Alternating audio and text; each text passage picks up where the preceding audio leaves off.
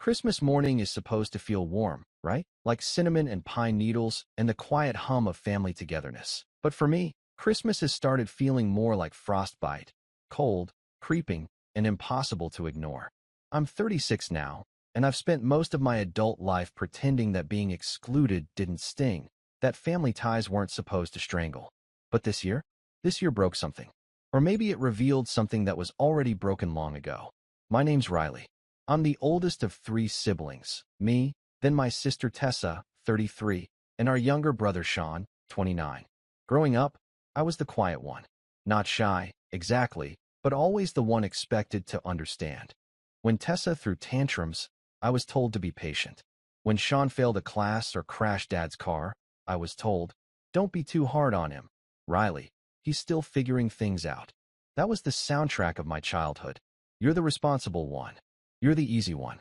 You're the one we don't have to worry about. At some point, that stopped feeling like a compliment and started sounding like a dismissal. I left home at 18 for college and never really moved back. I worked hard, built my own tech company, and, after nearly burning out by 30, sold it for more money than I'll probably ever need. I kept my success quiet, though.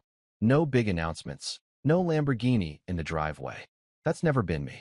I still drive a 10-year-old Subaru, wear clothes until they fade, and never once mentioned to my family that I'm technically a multimillionaire. Not because I wanted to test them or anything dramatic like that, but because I knew, deep down, that money would change the way they saw me. And not in a good way. Tessa, on the other hand, has always been about optics.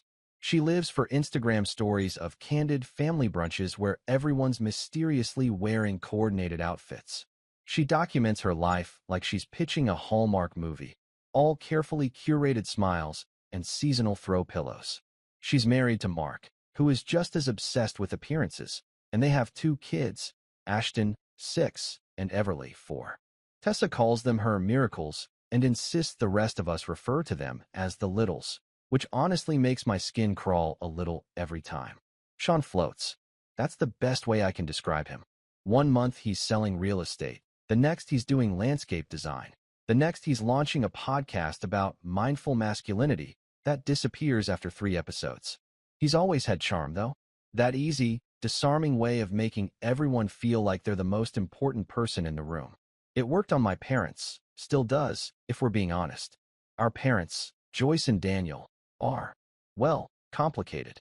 My mom's the kind of woman who calls herself brutally honest when she's really just rude.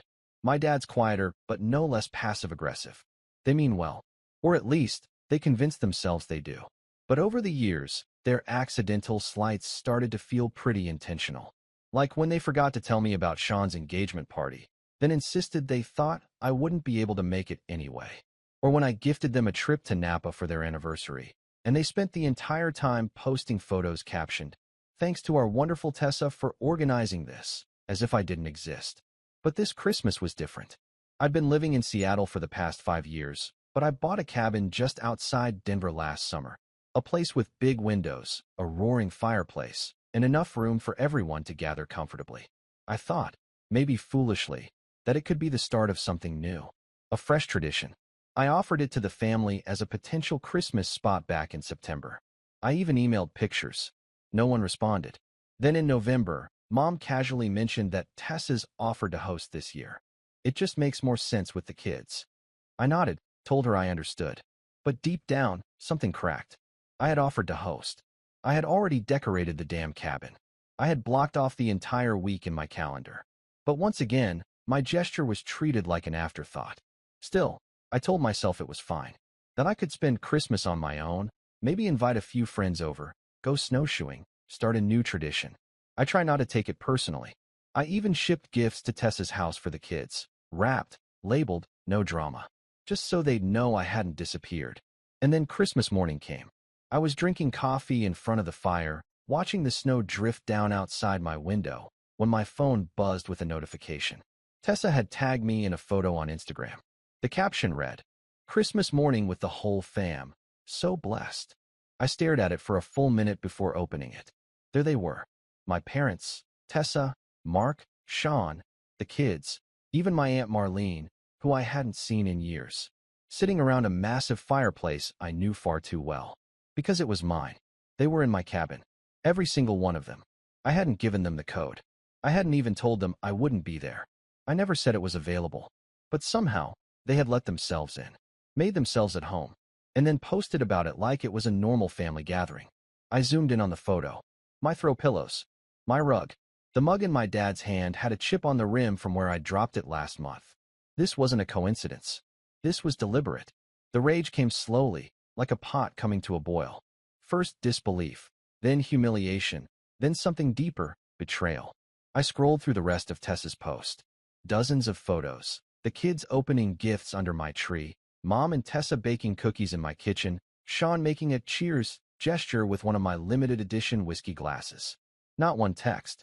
Not one call. Not a single mention that they were using my space.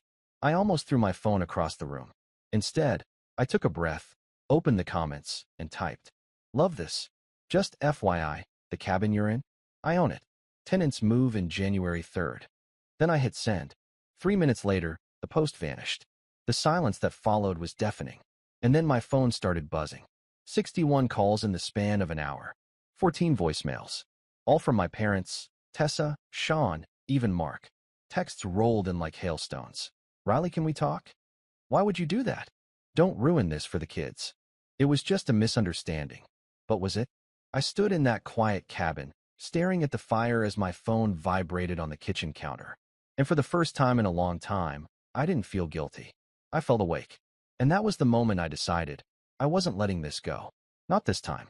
For the first few hours, I ignored the calls. I turned my phone face down, let the buzzing become background noise, and tried to calm the storm building in my chest. But when the voicemails started piling up, 14 by the end of the day, I knew I had to listen. Not because I wanted to make peace, but because I needed to know just how deep the betrayal ran. The first one was from my mom. Voice syrupy sweet, but laced with that edge I knew too well. "Riley, honey, I think there's been a huge misunderstanding. We thought you weren't coming, and Tessa said it'd be fine to use the cabin. You never said you were using it, and it's not like we trashed anything. Please don't overreact. Call me." The second was my dad, his voice low and stiff. "Riley, this isn't the way to handle things. Family talks these things through. Don't make this about ownership. Call us back." Then came Tessa. "Oh my God, Riley, seriously? You're really going to put tenants in the cabin over Christmas? Without warning? You blindsided us. Everyone's upset, especially the kids." Ashton cried. "Everly asked why Uncle Riley was being mean. I don't know what's gotten into you, but this is so selfish." That one almost made me laugh. I was being selfish? For reclaiming my own space? After they snuck into it, hosted a party, and plastered it across social media like it was some family fairy tale I'd been too cold-hearted to join? Sean's voicemail was short. "Bro, I don't know what the hell that comment was about, but you need to chill. You weren't even coming. Nobody thought you cared. Don't burn bridges over this, man. It's Christmas." That voicemail was when the simmer turned into a boil. I'd been chill my entire life, letting things slide, swallowing the hurt, laughing off slights like they were just quirks of family. But this wasn't an oversight. This wasn't a scheduling mix-up. This was my entire family deciding I didn't matter. Not enough to invite. Not enough to ask. Not even enough to inform. And then they call me selfish. I didn't respond that day. Or the next. I packed up a few things and drove back to Seattle 2 days early. When I arrived, there was a large envelope waiting in my mailbox, certified mail, from a real estate agency. Confused, I opened it. It was a lease agreement. For the cabin. Signed. By Tessa. The tenant name had been filled out. Tessa Reynolds. Lease term, 1 year. Start date, December 15th. My hands started shaking. Attached was a note from the leasing agent. "Thank you for finalizing this. We received the signed lease and key copies from your sister last week. We're excited to move forward with the property management partnership. Please let us know when you'd like the direct deposit info for rental income." Rental income? Partnership? I stared at the documents for a long time, mind reeling. Tessa had posed as me. She had contacted the agency I'd mentioned casually months ago when I was exploring whether I should rent the cabin during ski season. She had given them the access code, had keys made, and even filled out paperwork in my name. The lease was technically void, since it didn't have my signature, but the boldness of it stunned me. She'd planned this. The whole family gathering at my cabin wasn't a spontaneous Christmas miracle. It was orchestrated, and they'd never planned to tell me. I drove straight to my lawyer's office the next morning. Rebecca's been my real estate attorney for years, calm, no nonsense, and fiercely competent. When I showed her the lease, she whistled softly. "This is borderline fraud," she said, flipping through the pages. "Definitely impersonation. She's lucky the agency didn't wire funds yet, or she'd be in even deeper." I didn't even know what to say. I just sat there, gripping the edge of the chair like the ground was shifting beneath me. Rebecca leaned forward. "Riley, I know this is family, but you need to decide how far you're willing to go. We can stop this, but it might get ugly." Ugly. That word echoed in my head all day. Because things were already ugly. They had been for years. This was just the first time I couldn't pretend otherwise. I didn't call my sister. I didn't confront her. I wanted to hear it from her lips. I wanted to see if she'd lie to my face. So when Mom called again, her fourth call that day, I picked up. "Hi," I said flatly. "Oh, honey," she breathed, like we were on the brink of reconciliation. "I'm so glad you answered. I've been worried sick." "Really?" I asked. "Because it seems like you've all been having a great time." There was a pause. "It wasn't personal, Riley. You're always so busy. And Tessa she had this whole thing planned." "Planned?" I said, voice tightening. "So you knew it was my cabin?" Another pause. "Well, yes. But she said you weren't using it. And she thought it would be nice for everyone." "She also signed a lease," I said. Silence. "She what?" my mom whispered. "She submitted a forged lease to a rental agency," I said, forcing calm into my voice. "Using my name. My address. She gave them keys. Codes. Access to a property I own." "That can't be right," Mom said. "Tessa wouldn't." "She did." More silence. Then, "Well, maybe she thought you'd changed your mind. You never said you'd be using it." "I never said you could use it," I snapped. "Let alone lease it out. Do you realize how insane this is?" She huffed. "You're blowing this out of proportion, Riley. It's family. Sometimes we do things informally. Forging my signature isn't informal, Mom. It's illegal." She clicked her tongue. "Why are you being so harsh? It's Christmas." There it was again. That old guilt. But it didn't work this time. "Because you all made a choice," I said. "You chose to go behind my back. You chose to erase me. So don't talk to me about Christmas." I hung up. And that was the last time I spoke to her that week. 3 days later, Sean showed up in Seattle. I opened the door to find him standing there, sheepish grin on his face, hands shoved in the pockets of a too expensive leather jacket. "Bro," he said. "Let's talk." I didn't move. "How did you know where I live?" "Tessa," he said, without blinking. "She said you'd cool off by now." I stepped aside, not because I wanted to forgive him, but because I needed answers. We sat in my living room. I didn't offer him a drink. Sean looked around. "This place is nice. Didn't realize you were doing this well." That rankled. "I keep my business private." "Yeah," he said. Clearly. There was a long pause. "I didn't know about the lease," he said finally. "I swear. I thought you were letting her use the place." "And you didn't think it was weird that I wasn't there?" I asked. "That I hadn't posted, called, or shown up?" He shrugged. "I figured you were doing your solo thing again. You're hard to read, man." I didn't respond. Sean leaned forward. "Look, I get it. It was messed up. But you know how Tessa is. She thinks everything is hers by default. Always has. She crossed a line." "I know," he said quickly. "And she knows. But if you press charges or sue or something, Mom's gonna have a meltdown. Dad too. You're gonna nuke the family over this." "They already nuked it," I said. He rubbed his jaw. "So what now?" "I don't know," I said truthfully. "But I'm not sweeping this under the rug." He left soon after. Didn't argue. Didn't apologize again either. But later that night, I got a text from Tessa. "Sean told me you're being serious about this. Riley, you wouldn't actually ruin our family over a cabin. You've always had a flair for dramatics, but this is too far. Let it go." I stared at the message for a long time. Then I typed a single sentence and hit send. "I've let a lot go, Tessa, but not this." And that's when everything started to unravel. The fallout wasn't loud. It didn't come crashing down like in movies. No dramatic confrontations in the rain. No tables flipped at family dinners. It was quieter than that. More suffocating.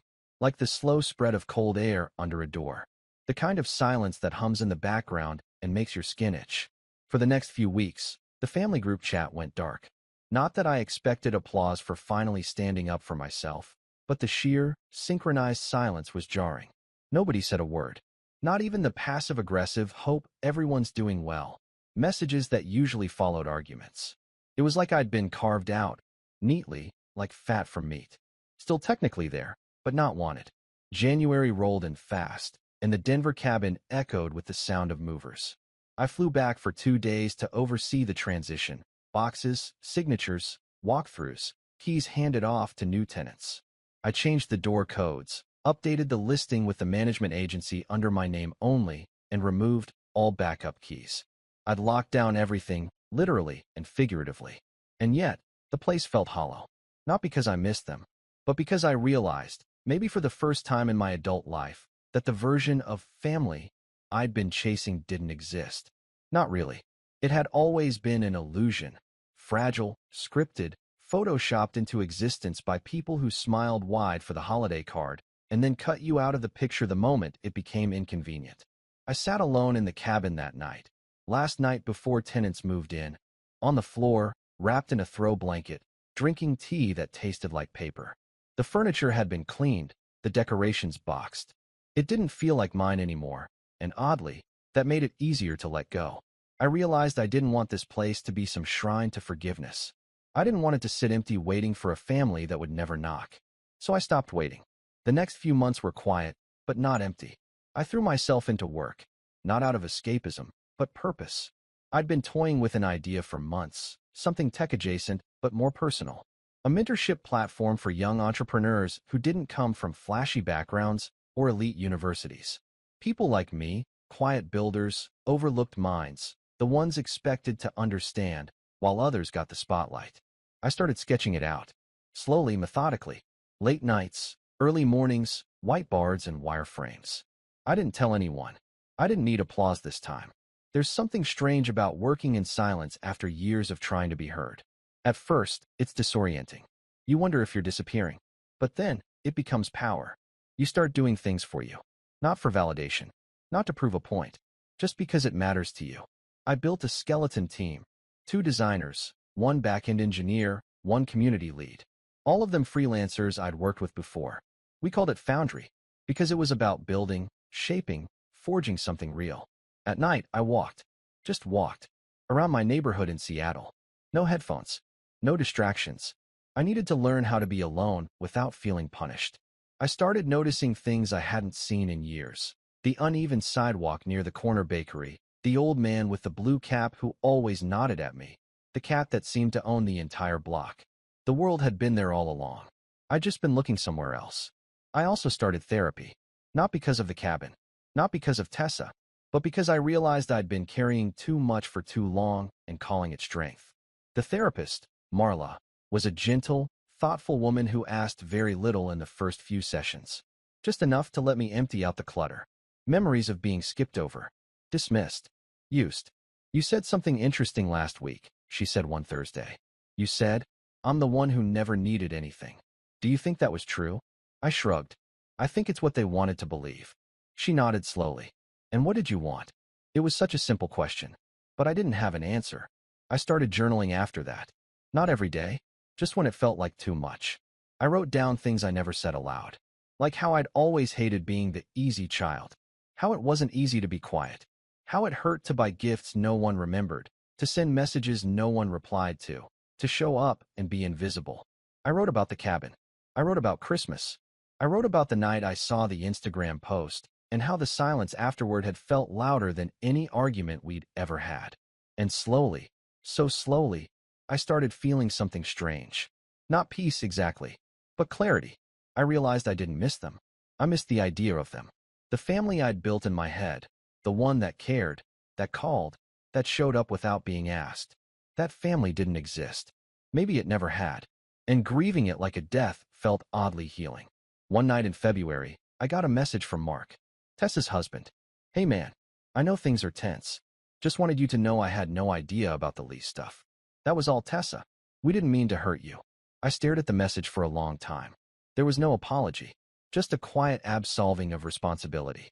I didn't reply. 2 days later, I got a call from a Denver number I didn't recognize. I let it go to voicemail. Hi Riley, this is Kathy from Snowview Elementary. I'm calling because Everly listed you as an emergency contact on her school file. There's no issue, just a clerical update, but we wanted to confirm if that information is still accurate. I blinked at the phone. I wasn't even told I was listed. They'd put me down as a backup. Without asking. Still useful, huh? I didn't call back. I forwarded the voicemail to Tessa with a single line. Remove me from the school contact list. Immediately. No response. Of course. Foundry launched in April. Soft launch. Invite only. We rolled out to a small group of college grads and solopreneurs, many from underserved communities, first-gen students, people building quiet businesses out of dorm rooms and kitchens. We didn't go viral. We didn't need to. But people wrote to us. Long messages. Gratitude. Relief. Finally, something built for people like me. I saved every email. Printed a few. Framed one. I didn't tell anyone in my family. They wouldn't have asked anyway. One night in May, Sean messaged me again. No greeting. Just a screenshot of a family Facebook post. My parents had posted photos from Mother's Day brunch. Tessa, her kids, my parents. Balloons, cake, captions about blessings. I wasn't in it. I wasn't mentioned. Again, under the image, Sean had written, "You really done with them?" I stared at it for a while. Then I typed back, "I think they've been done with me for a long time. I'm just catching up." He didn't reply. That summer, I went back to the cabin, not to stay, just to check in, do some seasonal maintenance, make sure everything was running smoothly. The tenants were out for the weekend. It was quiet, still. I walked the old trails I used to hike as a kid. Saw my breath in the morning mist. Listened to the way the trees didn't ask for anything. On the way out, I stopped at a small gift shop by the lake. A carved wood sign caught my eye. It read, "Family isn't who you come from. It's who stands with you when you stop trying to earn it." I bought it. Hung it in my apartment entryway. The next time my phone rang with a family name, I let it ring out. I didn't even flinch. Because I wasn't falling anymore. I was climbing. And I was starting to like the view. The funny thing about clarity is that once it clicks into place, you start seeing patterns that were there all along. Little things I used to excuse. Mom's backhanded comments, Tessa's snide jokes wrapped in just teasing, Sean's disappearances whenever things got inconvenient, began to look less like isolated slips and more like a blueprint. A carefully balanced system where I played a role, the background character, the reliable one, the one who wouldn't make a fuss. And as long as I stayed in that role, everything ran smoothly for them. But now, I was out of frame, and they didn't know what to do. By early June, I was in a different place entirely, emotionally, mentally, even physically. I'd moved to a new condo near Pike Place Market. Exposed brick, wide windows, a view of the water if you tilted your head just right. It wasn't extravagant, but it was mine. No shared keys.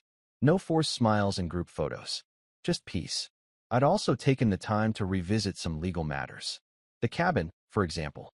After the forged lease incident, I'd updated the ownership records to route everything through a holding company I quietly set up called Lurwood Ventures. My name was nowhere public on the title anymore. The property taxes, the utilities, the contracts, they all pointed to Lurwood. If anyone went snooping, they'd hit a wall. Just a shell LLC in a chain of other shells. Why? Because I wanted to see if Tessa would try anything again. And I had a feeling she would. My instincts were proven right when I got an email from the property manager in late July. "Hi Riley. Just wanted to confirm something strange." A woman named Tess Reynolds emailed asking to regain management access to the cabin. She claimed to be the owner and sent a fake utility bill as proof. Thought you should know. I stared at the email. So she was still trying. Still clinging to the illusion that if she could just convince someone, anyone, that she had a right to my things, I'd eventually fold. But I wasn't folding anymore. I replied, "Thank you for flagging this. Please forward me the email and attach a copy to the incident log. I'll handle the rest." Then I reached out to Rebecca, my attorney, and we drafted a cease and desist letter. Not just for Tessa, but for all of them. See, the more I thought about it, the more I realized how deep the entitlement ran. It wasn't just the cabin. It was the dozens of little things that had stacked up over the years. The phone plans I'd been paying for since college, the credit card I'd once co-signed for Sean that was still being used, the shared Netflix account where I was still the one footing the bill, despite not being welcome at Christmas. I wanted it all cut. So I sat down, spreadsheet in front of me, and started tallying. Not just money, but patterns. Connections. How often I was the fallback plan. The silent donor. The emotional janitor cleaning up after everyone's mess. By the end of that week, I had a list and a plan. It started with quiet disentanglement. First, I froze the shared credit card. Sent Sean a courtesy email. This card is being deactivated. Any balances are your responsibility going forward. Please don't contact me about payment. I won't be covering it. Second, I pulled the plug on the shared family streaming accounts. Netflix, Hulu, Spotify, even the Ring account I'd once set up for mom and dad's house when they couldn't figure out how to install their own. Third, I removed myself from any and all emergency contact lists. Schools, doctors, even the vet for Tessa's dog. Yes, somehow, I'd ended up listed there too. Fourth, I filed paperwork to formalize Lurewood Ventures as the official owner of all 3 of my properties. The cabin, my condo, and a small duplex I'd quietly bought as a side investment. All trust managed, all ironclad. But it wasn't just about cutting them off. I wanted them to understand. So I did something I hadn't done in years. I invited them to lunch. All of them. At a quiet restaurant downtown. One of those wood-paneled places with linen napkins and waiters who don't write anything down. I booked a private room, just in case voices were raised, or truths were finally heard. Tessa arrived first, of course, right on time, and already flustered. She was wearing her polished mom uniform, soft beige cardigan, gold pendant necklace, oversized sunglasses on her head like a crown. She looked around like she owned the place and barely acknowledged me when I stood to greet her. Then came Sean, 10 minutes late, smelling faintly like cologne and carelessness. And finally, my parents, my mother in pearls and pastel lipstick, my dad quiet, unreadable as always. We sat. No one ordered. They waited for me to speak. I didn't rush. I let the silence stretch just long enough to feel heavy. Then I folded my hands and said, I wanted to say something once. Just once. And I wanted you all to hear it at the same time. Tessa rolled her eyes. Riley, if this is about the cabin again. It's not just about the cabin, I said evenly. It's about everything. They stared. I continued. For years, I let things slide. I paid. I showed up. I didn't complain. I thought that's what family meant. But now I realize it was just permission. Permission for all of you to keep taking and pretending it was normal. My mom frowned. That's not fair. No, what's not fair is being excluded from Christmas in my own home. What's not fair is being told I'm selfish for reacting to fraud. What's not fair is being treated like a backup generator that no one wants until the lights go out. Sean shifted uncomfortably. Tessa crossed her arms. I pulled out a small folder and slid it across the table. Inside was a printed breakdown of everything I'd deactivated, transferred, removed, or closed. It wasn't dramatic. Just facts. These are the accounts I've shut down, the cards I've closed, the utilities I've transferred. Going forward, I'm not your fallback. I'm not your sponsor. And I'm not your scapegoat. Tessa scoffed. Is this revenge? Some power trip? No, I said. This is freedom. Yours and mine. My dad finally spoke. Son, this seems a little drastic. I met his eyes. No, Dad. What was drastic was forging my name. What was drastic was cutting me out of holidays and then acting shocked when I didn't want to fund the next one. They didn't apologize. I didn't expect them to. I paid the bill without a word and left. I never expected that conversation to change them. But I needed it. Not for closure, but clarity. And that clarity? It gave me momentum. Foundry hit its stride that summer. We brought in new mentors, self-made business owners, investors who'd built wealth without Ivy League degrees or flashy VC deals.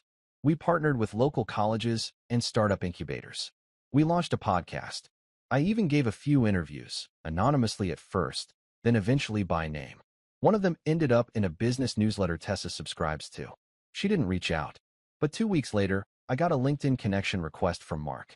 No message, just a silent bridge-building gesture. I didn't accept. Not yet. Because I wasn't done building something of my own. Something they couldn't take credit for. Something they couldn't hijack or twist into a photo op. Something that wasn't a cabin or a family brunch or a birthday dinner where no one remembered my name. This was mine. And the best part? They had no idea what was coming next. Revenge, I've come to realize, doesn't always need to look like fire. It doesn't have to be loud or cruel or wrapped in petty theatrics. The most satisfying revenge is quiet. Surgical. The kind that doesn't demand applause but leaves no room for denial. And in the end, mine wasn't just about payback.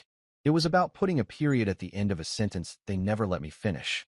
By September, Foundry had gone from a small mentorship circle to something bigger. We'd attracted the attention of a few angel investors, not because I was chasing money, I had enough, but because they believed in what we were doing. We weren't just helping new entrepreneurs. We were teaching them how to navigate a system that had ignored people like us for too long. We were showing them how to build something with no family name, no rich uncle, no safety net. In the middle of all that growth, something poetic happened. I got a call from a nonprofit organization I'd worked with before, small business grants for single parents, mostly women, often overlooked. They were losing funding, and a mutual contact said they were looking for someone to quietly step in and help restructure the board and offer operational support. No fanfare, just someone who knew how to rebuild. I asked for the board list. Tessa's name was on it. Apparently, she'd been on the board for 2 years. A community face, they called her. She helped with social media, fundraising events, donor dinners, mostly surface-level things. But she was good at playing the polished advocate. The look at this empowered mompreneur aesthetic. I asked for a meeting. Quietly, the executive director, Dana, met me for coffee. I explained who I was. I told her about Foundry. I didn't bring up Tessa at all. Dana, it turned out, had heard of our platform. She smiled wide. We've been trying to build something similar in-house, she said. But we don't have the tech or the staff. I offered to help. I asked for no salary, no title, just a consulting agreement that would give me access to the organization's operational structure. A foot in the door. She said yes. And just like that, I stepped into my sister's world. But not as a brother, as the guy she hadn't seen coming. Over the next 6 weeks, I worked quietly. I reviewed budgets. I optimized workflows. I hosted a virtual workshop on funding strategies that drew more attendance than any of their prior donor dinners. Dana was thrilled. So was the board. They offered me a formal seat. I accepted. Tessa didn't even know I was involved. We were ships passing in adjacent inboxes. She still thought I was just that tech guy in Seattle. Then came the Grant Gala. Annual event. Big venue. Open bar. Silent auction. All the right hashtags. I was invited as a board member. So was she. I didn't RSVP. Instead, I asked Dana for a favor. I offered to sponsor the event, anonymously. Full venue rental, catering, AV. No name on the banners. No speeches. Just one small request. I wanted to handle the donor appreciation video. She agreed. I called in a favor from a videographer friend. We gathered footage from mints at Foundry. Testimonials. Stories. People who'd built side hustles into storefronts. Who'd paid rent from their first freelance gigs. Who no longer had to choose between daycare and chasing a dream. I narrated it myself. Calm. Simple. No bragging. Just truths. At the end of the video, a black screen faded in. Just white text. This event was made possible by a silent investor. Someone who believes in second chances. Even when others only remember the first mistake. The room was dead quiet when it ended. I know because Dana told me. Tessa was at the front table. She clapped politely. Then Dana got up and made her speech. She thanked the board. She thanked the mentors.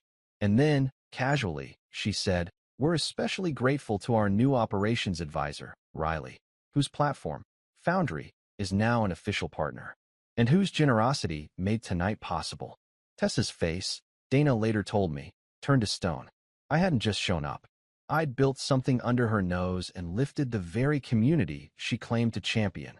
Without her help, without her approval, without ever asking for a seat at her curated table. She didn't come over that night. She didn't text. But 2 days later, she resigned from the board. No explanation. No farewell post. Just gone. And that's when the ripple started. See, once people realized she wasn't involved in Foundry, had never been, they started asking questions. Especially some of the nonprofit's top donors. One of them reached out to me directly. "We always assumed you two were partners," she said. She always implied. She implies a lot of things, I replied with a smile. The next time I heard from Tessa, it wasn't a message. It was a podcast. One of those lifestyle shows where she was a guest, episode about overcoming toxic family dynamics. She told a neat little story about being betrayed by a sibling who used their success to sabotage her community work. She never said my name. She didn't have to. But I didn't respond. Because I didn't need to. While she recorded her curated narrative, I was closing a partnership deal with a university incubator that would give Foundry access to 1,200 students annually. Real people. Real change. Sean reached out again in November. This time it was different. I know you probably don't want to hear from me, but I just wanted to say, I think I get it now. What it feels like to be left out. Things have been weird. Mom and Dad barely talk to me unless they need something. Tessa's freezing me out. It sucks. I stared at his message for a long time. Then I replied, I'm not happy that you're hurting, but I am glad you're starting to see it. He didn't reply for a while.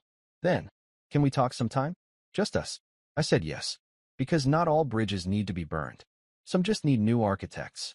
As for my parents, the silence stretched into winter. No calls, no cards, not even a passive-aggressive Facebook tag. And yet, I felt lighter than I ever had. I celebrated the holidays with a few close friends, the ones who'd become my chosen family. We cooked. We laughed. I hosted them in my condo, and for the first time in years, I didn't feel the need to check my phone for obligatory family messages, because none were coming, and I was finally okay with that. Then, on Christmas morning, my phone buzzed. Not with a call, but with a photo. A text from Sean. He and his girlfriend. Someone new, someone warm, smiling in front of a tiny tree, holding mugs with "starting over" written in gold cursive. Below it, he'd written, no family drama this year. Just peace. Hope you found yours too. I smiled. And for the first time in a long time, I meant it. Because revenge isn't always about destruction. Sometimes it's about reclamation. Reclaiming space. Reclaiming peace. Reclaiming the version of yourself they tried to convince you didn't matter. I looked around my home, my life, myself, and I knew I hadn't just walked away. I'd risen.